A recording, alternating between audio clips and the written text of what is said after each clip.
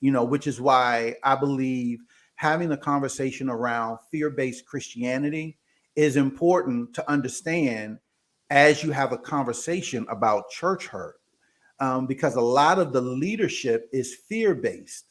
There's no respect. A lot of it is I'm the head person in charge, right?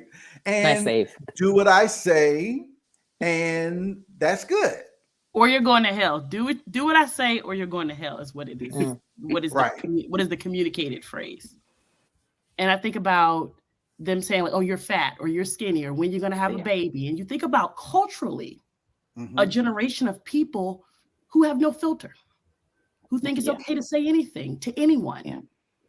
You gonna have a baby yet? You ain't had a baby. When you gonna get married? You walking like a sissy. Like, this is a generation. Like, you talk about the culture and seeing it consistently happen in the African American church. Think about the African American culture that impacts the church. Because I'm thinking about just me. I'm 30 years old. We don't like going to my friend group. When I talk about my friend group in my church, which is predominantly a millennial-based Gen Z church. We don't go home for Thanksgiving. We don't do family reunions because it's traumatic. We need refuge from what the church was. Wow. We need refuge from what our families were. We need refuge from the secrets and the lies. And I think about how easily the culture has influenced the church more than the church has influenced the culture, which is dangerous. So you talk about people being greedy and saying these things. I'm like, now, granted, there's a ton of hurt in the millennial church as well.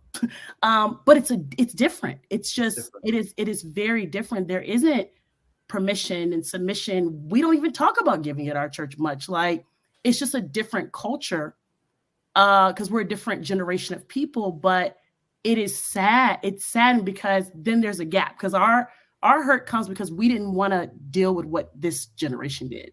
So then we left a lot of stuff out.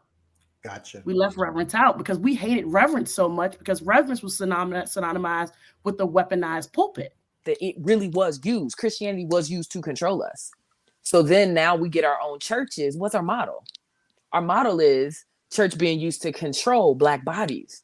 We're going to give you the slave Bible that only takes out all of the liberation passages and takes out all of the Exodus passages and all of this stuff so that all you see is stuff like slaves obey your masters and all of this. And you just wait for the sweet by and by and he's got you then. But in the meantime, work and work and work. And it's your work that's going to save you. Like that same message followed, Black pastors, and they all would just labor in the vineyard of the Lord and everything will be all right. And just, pull up your sleeves. And for years, like I did that. Like, I'm like, oh, you told me that this is what holiness looks like. Just work. You